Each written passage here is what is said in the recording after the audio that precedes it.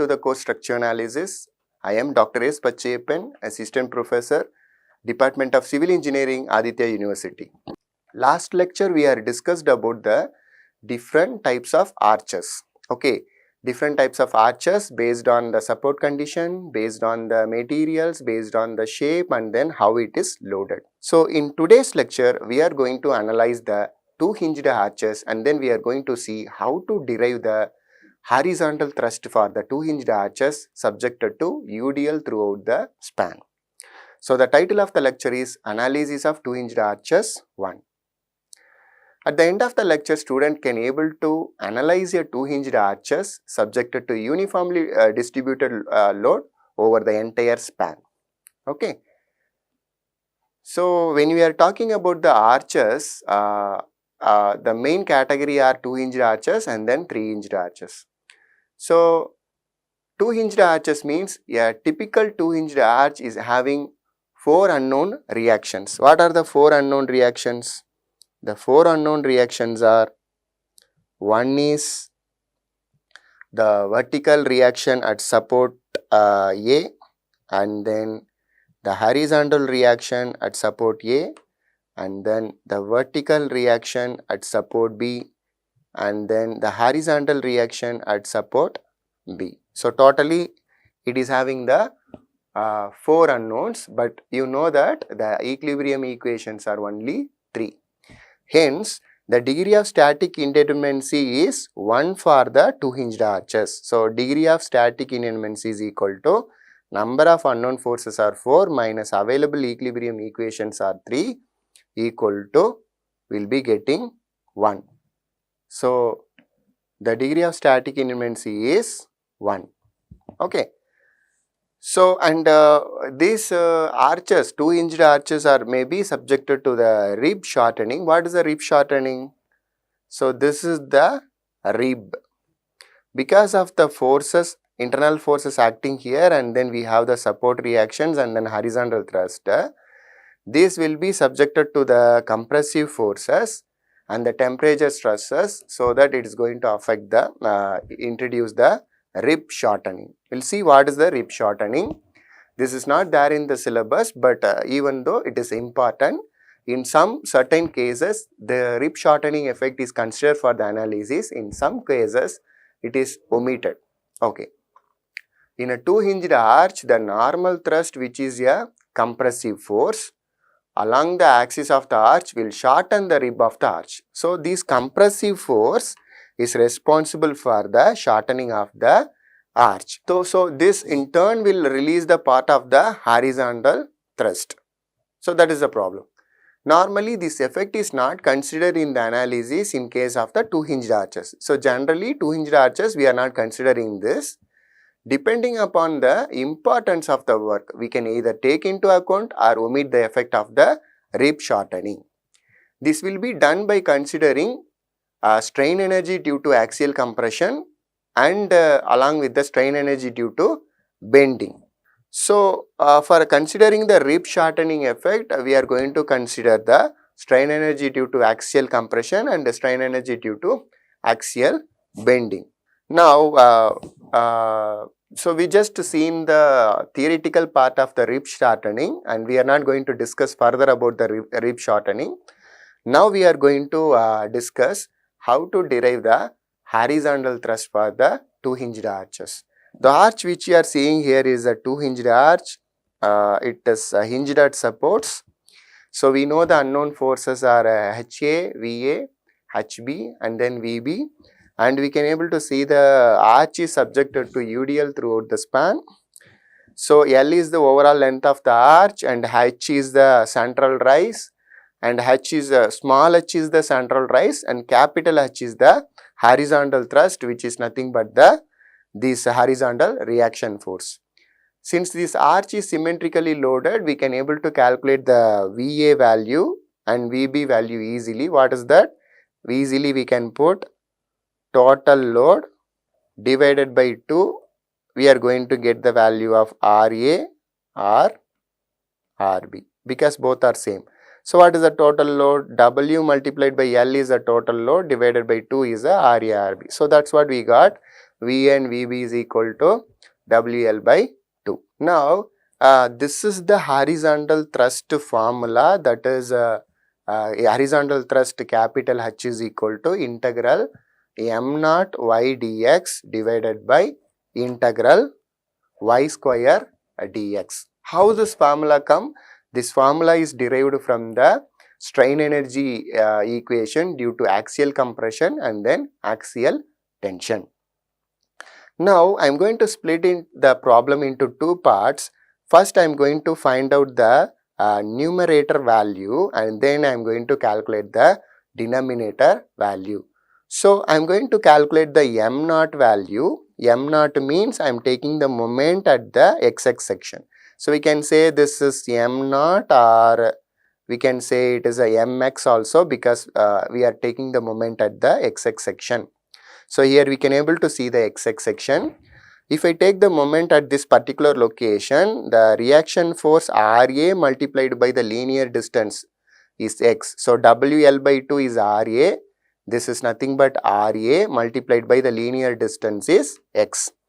But in between the Ra and the x distance, we have the UDL also. So, UDL is acting in a downward direction. So, minus of W into x and x by 2. Okay, since the UDL acting as a central part, we are considering the x by 2. So, the Ra acting in upward direction multiplied by the x distance, and then load is acting downward direction, that is minus W into L into W into x by 2. So, that is what we are having here. So, just simplifying this, x into x is x square over here, and then in this equation, we can able to see that Wx by 2 I can take commonly outside. So, Wx by 2 into L minus x, this is nothing but m naught. And then we can able to see another equation here, which is y is equal to, what is the y? Y is the vertical ordinate of this. Y is the vertical ordinate of this arch anywhere in the along the span. H is the central rise, it is a fixed quantity, but y is the vertical distance of the arch, is the function of x. Okay.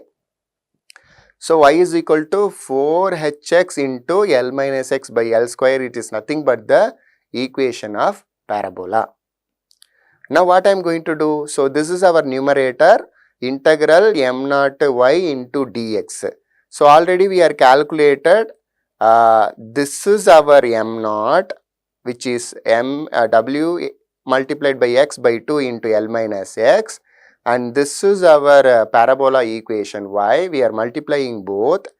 In this, if you see, I am taking the constant outside, which is not the part of the integral, which is 4hx, 4wh by L square. So, this L square I am taking outside, 4 times of h I am taking outside, and w also is not the function of the integration. So, I am taking outside. So, if I take the 4wh by L square outside, the remaining leftover term here, you see x is there multiplied by L minus x. Here also x is there multiplied by L minus x. So, x into L minus x multiplied by x into L minus x. So, we can write this as a x square into L minus x the whole square. So, I am writing this as a x square into L minus x the whole square dx. Now, we can cancel this 4 and then 2. So, that is a 2 times of wh by L square. And then integral of, we are having x square L minus x the whole square dx. I am not going to integrate this term, I am going to keep as it is, because later it will be get cancelled. Okay. So, our numerator part is over. We are just computed the numerator. Now, I am going to calculate the denominator. So, what is the denominator? Denominator, we are having integral y square dx, integral 0 to L. So, this is the parabola equation. I am putting the square for overall term. So, in these also, if you see, I can able to take 4h L square is a constant. I can take it outside, but it is under the square term. So, 4 square is 16. I have a 16 over here, and then h square, and L square multiplied L square over square is L power 4. So remaining term is x square into L minus x whole square. Now what is the horizontal thrust formula? The horizontal thrust formula H is equal to integral m naught y dx divided by integral y square dx. So I am substituting the values in the equation. Now you can able to see the integral 0 to L x square L minus x square dx will be cancelled in numerator and denominator, and then I will be having 2wh divided by L square. So I am just writing the inverse of the 16h square by L square. It's just a denominator. So cancelling the term will be having this 8, and then L power 4 became L square and W is there. So we will be having a W L square by 8h, and this is the horizontal thrust for a 2-hinged arch when it is subjected to UDL throughout the span. So H is equal to W L square divided by 8h. Okay. So this is for the arch, 2-hinged arch subjected to UDL throughout the span. Okay. Now what is the case like this? Same 2-hinged arch only, but the UDL is given only half of the span, either in the left side or the 2-hinged arch subjected to the UDL W per meter, this also the W per meter, either the UDL is acting half of the arch only, either in a left side or right side, then also you no need to derive once again. So we are simply going to take the horizontal thrust of the 2-hinged arch UDL throughout the span divided by 2. Why divided by 2? Because the UDL is acting here half of the span only. So for this case, the horizontal thrust is W L square divided by 8 times of H. So we learned, so 2-hinged arch throughout the UDL span, UDL means this is the horizontal thrust formula. If the 2-hinged arch subjected to UDL only half of the span, then this is the horizontal thrust formula. Okay, so actually this is not 8, sorry, this is 16. Okay, so this is 16. So WL square by 8H divided by 2. So this 2 will be multiplied here. So we will be having H is equal to WL square by 16 times of H is for the partial UDL case. UDL acting off of the arch, then the horizontal thrust is WL square divided by 16 times of H. Okay, so from this lecture what we have learned how to calculate the horizontal thrust of a 2-hinged arch subjected to uniformly distributed load over the entire span, and also we learned the horizontal thrust for a 2-hinged arch when it is partially loaded, half of the portion only UDL is there, also we learned what is the horizontal thrust. So 2-hinged arch UDL throughout the span, then H is equal to WL square divided by 8H. Okay, same 2-hinged arch, but UDL on half of the span. Half of the span means divided by 2 we need to do. So WL square divided by 16H. So these two we are learned horizontal thrust. Okay. So thank you for watching this lecture. Thank you.